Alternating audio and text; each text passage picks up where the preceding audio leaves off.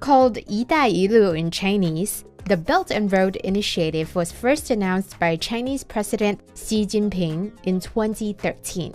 It's a globe-spanning plan with the purpose of strengthening trade, infrastructure, and investment links between China and an estimated 65 other countries. Together, potentially participating countries account for more than 30% of global GDP, 62% of the world's population, and 75% of known energy reserves. Despite what the name may imply, the road actually refers to a maritime network of shipping lanes running from China through Southeast Asia, Africa, and all the way to Europe. The belt, on the other hand, refers to the overland routes, stretching from Central Asia to Europe. The number of countries estimated to be in this initiative is between 60 and 115, while the amount of money committed is said to be between $1 trillion and $8 trillion. And then there's the question of who's coordinating this. It's definitely backed by President Xi. But continuing with Jin and Lee, we find the BRI may not be all that rosy a story after all. Here's a part of her report on some of the major hurdles that may be facing China in this project. The Washington-based Center for Global Development raised serious concerns about 8 nations receiving Belt and Road financing. They include Pakistan, the Maldives, Mongolia, and even Djibouti, a country of less than 1 million, where China has its only overseas military base. The think tank said those nations' mounting debts to China put their economies at risk of potential widespread defaults. China faced setbacks when some countries' leaders who had signed onto Belt and Road projects did not regain power. One example, Malaysia's new government, which moved to cancel a $20 billion rail project. And there's the Maldives, which opened a bridge with Chinese funds. Now, it wants to renegotiate its debt to China. Even when it looks like China has a winning hand, like when it took control of Sri Lanka's Hambantota port after the country couldn't make repayments, locals protested what they called a colonial invasion. So, in terms of the pros and cons of the Belt and Road Initiative, here are some comments from a few experts, taken mostly from a debate organized by Intelligence Squared Debates in the United States. Intelligence Squared is a non-partisan, non-profit organization in the United States. The debate here is whether the Belt and Road is a $1 trillion blunder. Ian Bremmer, who is founder and president of Eurasia Group, takes the position that the Belt and Road Initiative is not really a $1 trillion blunder. He contends that only the United Nations General Assembly draws more heads of state than the BRI. The World Economic Forum, he contends, does not even come close. So that's mostly good for supporters of the BRI. No, I don't think it's a $1 trillion blunder, and not just because they haven't actually spent that much yet. First of all, it's marketing genius. You know, you go to Davos and you see a few heads of state.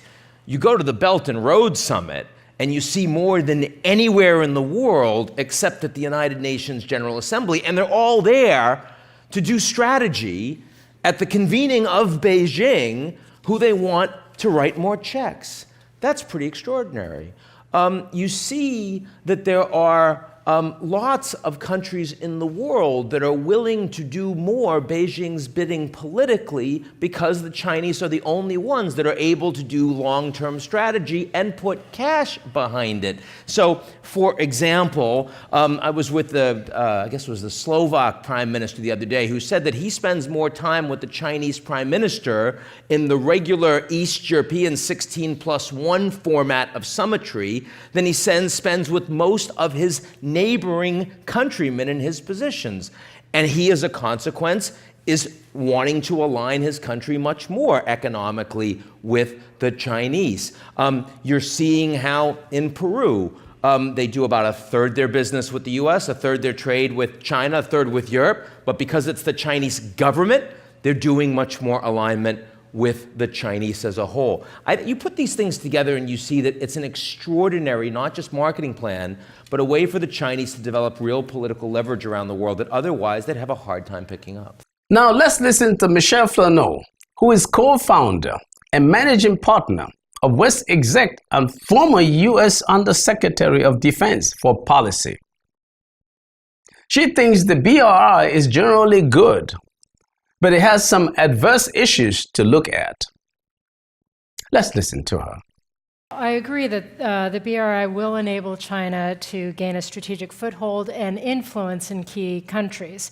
What's not yet clear is how successful they'll be, because there has been some backlash generated in some countries.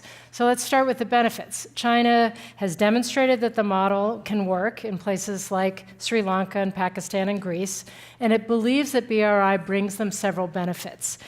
First, new export markets, promotion of Chinese currency, tariff reductions, access to new trade routes, and most importantly, as Ian said, political influence. But there has been a backlash. A number of small, debt-ridden countries are now more concerned about the risks of signing up. They witnessed Sri Lanka, who was forced to give China a 99-year lease to a strategic port because they could not pay their debts to Beijing. And so other countries now fear a similar fate. You've seen Malaysia, Maldives, Sierra Leone, Myanmar, and others backing away from BRI projects or trying to demand refinancing. So it's definitely hit some bumpiness in the road. But the real problem is that the US and its allies do not have an answer. We don't have a counteroffer, a viable alternative.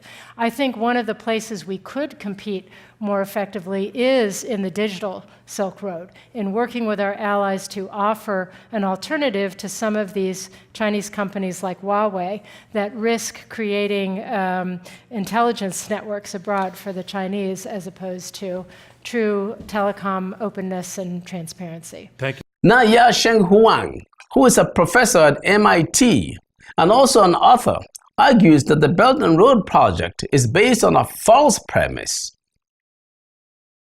Let's listen to him.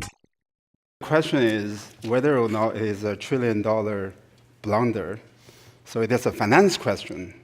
All I heard from my other two previous speakers, they are talking about political payoff, right? So even though they say no, I don't think they answered the question. So the Belt and Road program is based on a false premise, which is that you need these massive investment projects to jumpstart economic growth. If that principle had been correct, the countries that today at the top of the economic pyramid will be countries such as Egypt rather than England. Egyptians were capable of building big projects. Asian Chinese were able to build big projects, the Great Wall, the Great Canal. The falsity with that idea is that, in fact, if you look at economic research closely, the infrastructures happen after economic growth. They are typically the result of economic growth. And this is the devil of doing social science, because very often in social science, actually all the time in social science, two things happen at the same time, and we don't know which one is the cause and which one is the effect. Correlation doesn't mean causation. And so what does the Belt and Road Initiative really have for Africa? For my view, please stay with us. Don't go away.